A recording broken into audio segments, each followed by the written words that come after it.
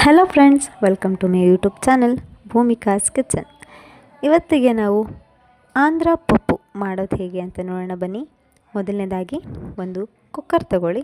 ಆ ಕುಕ್ಕರಿಗೆ ಮೊದಲೇ ನಾವು ತೊಳೆದಿಟ್ಕೊಂಡಿರೋಂತಹ 1 ಕಪ್ ತೊಗರಿಬೇಳೆ, ಅರ್ಧ ಕಪ್ ಹೆಸರುಬೇಳೆ ಆ್ಯಡ್ ಮಾಡಿ, ಅದಕ್ಕೆ 3 ಲೋಟ ನೀರನ್ನು ಹಾಕಿ, ಅದಕ್ಕೆ ಅರ್ಧ ಸ್ಪೂನ್ ಅರಿಶಿನ ಪುಡಿ, ಅರ್ಧ ಸ್ಪೂನ್ ತುಪ್ಪ. ಇದಕ್ಕೆ ತುಪ್ಪ ಬಂದು ಆಪ್ಷನಲ್ ಆಗಿರುತ್ತೆ, ನಿಮಗೆ ಬೇಕು ಅಂದರೆ ನೀವು ಹಾಕೋಬೋದು, ಇಲ್ಲಾಂದರೆ ಬಿಡ್ಬೋದು. ಇದನ್ನೆಲ್ಲ ಹಾಕಿ ಕುಕ್ಕರ್ ಲಿಡ್ನ ಕ್ಲೋಸ್ ಮಾಡಿ 3 ವಿಷಲ್ ಬರೋವರೆಗೂ ಅದನ್ನು ಕೂಗಿಸ್ಕೋಬೇಕಾಗತ್ತೆ. ಅದು 3 ವಿಷಲ್ ಬಂದು ಕೂಗ್ತಿದ್ದ ಹಾಗೇ ಅದನ್ನು ತಣ್ಣಗಾಗ್ತಿದ್ದಾಗೆ ಲಿಡ್ನ ಓಪನ್ ಮಾಡಿ, ನಂತರ ಅದನ್ನು ಹೀಗೆ ಮಿಕ್ಸ್ ಮಾಡಬೇಕಾಗುತ್ತೆ. ಅದನ್ನು ಚೆನ್ನಾಗಿ ಸ್ಮ್ಯಾಶ್ ಮಾಡ್ಕೋಬೇಕಾಗುತ್ತೆ. ಮೇಲೆ ವಿಡಿಯೋದಲ್ಲಿ ನೋಡ್ತಾ ಇದ್ದೀರಲ್ಲ, ಆ ರೀತಿ ಸ್ಮ್ಯಾಶ್ ಮಾಡ್ಕೋಬೇಕಾಗುತ್ತೆ.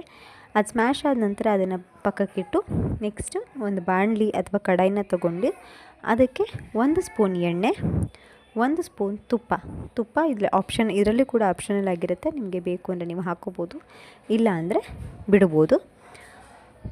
ಎಣ್ಣೆ ತುಪ್ಪ ಹಾಕಿದ್ದಾದಮೇಲೆ ಅದಕ್ಕೆ ಅರ್ಧ ಸ್ಪೂನ್ ಸಾಸಿವೆ, ಅರ್ಧ ಸ್ಪೂನ್ ಜೀರಿಗೆನ ಹಾಕಿ ಚೆನ್ನಾಗಿ ಫ್ರೈ ಮಾಡ್ಕೋಬೇಕಾಗತ್ತೆ. ಇದು ಫ್ರೈ ಆಗ್ತಿದ್ದ ಹಾಗೇ ಅದಕ್ಕೆ ಒಂದು ಸಣ್ಣದಾಗಿ ಹಚ್ಚಿಟ್ಕೊಂಡಿರೋಂತಹ ಈರುಳ್ಳಿನ ಆ್ಯಡ್ ಮಾಡಬೇಕು. ಆ ಈರುಳ್ಳಿನ ಫ್ರೈ ಮಾಡಬೇಕು. ಈರುಳ್ಳಿ ಅರ್ಧ ಫ್ರೈ ಆಗ್ತಿದ್ದ ಹಾಗೇ ಅದಕ್ಕೆ ನಾವು ಸುಳಿದಿಟ್ಕೊಂಡಿರೋಂತಹ ಒಂದು ಸ್ವಲ್ಪ ಬೆಳ್ಳುಳ್ಳಿಯನ್ನು ಆ್ಯಡ್ ಮಾಡಬೇಕು. ಬೆಳ್ಳುಳ್ಳಿ ಮತ್ತು ಈರುಳ್ಳಿ ಎರಡನ್ನೂ ಚೆನ್ನಾಗಿ ಫ್ರೈ ಮಾಡಬೇಕಾಗುತ್ತೆ. ಅದು ಚೆನ್ನಾಗಿ ಡೀಪ್ ಫ್ರೈ ಆಗ್ತಿದ್ದ ಹಾಗೇ ಅದಕ್ಕೆ ನಾನಿಲ್ಲಿ 4 ಟೊಮೆಟೊ ತೊಗೊಂಡಿದ್ದೀನಿ. ನೀವು ನಿಮ್ಗೆ ಎಷ್ಟು ಟೊಮೆಟೊ ಬೇಕೋ ಅದನ್ನು ನೀವು ತೊಗೋಬೋದು. ನಾನು ಇಲ್ಲಿ 4 ಟೊಮೆಟೊ, 10 ಮೆಣಸಿನ್ಕಾಯಿನ ತೊಗೊಂಡಿದ್ದೀನಿ. ನಾನು 10 ಮೆಣಸಿನ್ಕಾಯಿ, ನಿಮಗೆ ಖಾರಕ್ಕೆ ಅನುಗುಣವಾಗಿ ಎಷ್ಟು ನಿಮಗೆ ಬೇಕೋ ಅಷ್ಟು ಮೆಣಸಿನ್ಕಾಯಿನ ನೀವು ಹಾಕೋಬೋದು. ನಿಮಗೆ ಖಾರ ಕಮ್ಮಿ ತಿನ್ನೋರು ಕಮ್ಮಿ ಮೆಣಸಿನ್ಕಾಯಿ ಹಾಕೋಬೋದು, ಜಾಸ್ತಿ ತಿನ್ನೋರು ಜಾಸ್ತಿ ಹಾಕೋಬೋದು. 10 ಮೆಣಸಿನ್ಕಾಯಿ ನಾನು ತೊಗೊಂಡಿದ್ದೀನಿ, ಹಾಕಿ ಫ್ರೈ ಮಾಡಿ. ನಂತರ ನಾನು 4 ಟೊಮೆಟೊ ತೊಗೊಂಡಿದ್ದೀನಿ ಅಂತ ಹೇಳಿದ್ನಲ್ಲ, ಆ 4 ಟೊಮೆಟೊನ ಸಣ್ಣದಾಗಿ ಹಚ್ಕೊಂಡಿದ್ದೆ ನಾನು, ಅದನ್ನು ಆ್ಯಡ್ ಮಾಡಿದ್ದೀನಿ. 4 ಟೊಮೆಟೊ ಹಾಕಿ ಅದನ್ನು ಫ್ರೈ ಮಾಡ್ಕೋಬೇಕಾಗುತ್ತೆ. ಅದು ಫ್ರೈ ಆಗ್ತಿದ್ದಾಗೇ ಇಲ್ಲಿ ನಾನು 2 ಕಟ್ಟು ಮೆಂತ್ಯ, 2 ಕಟ್ಟು ಪಾಲಕ್ ಸೊಪ್ಪನ್ನ ತೊಗೊಂಡಿದ್ದೀನಿ. ಅದನ್ನು ಚೆನ್ನಾಗಿ ತೊಳೆದು ಕಟ್ ಮಾಡಿ ಇಟ್ಕೊಂಡು, ಆ ಕಟ್ ಮಾಡಿರೋಂಥ ಪಾಲಕ್ ಸೊಪ್ಪನ್ನ ನಾನು ಕುಕ್ಕರ್ಗೆ ಆ್ಯಡ್ ಮಾಡ್ತಾಯಿದ್ದೀನಿ.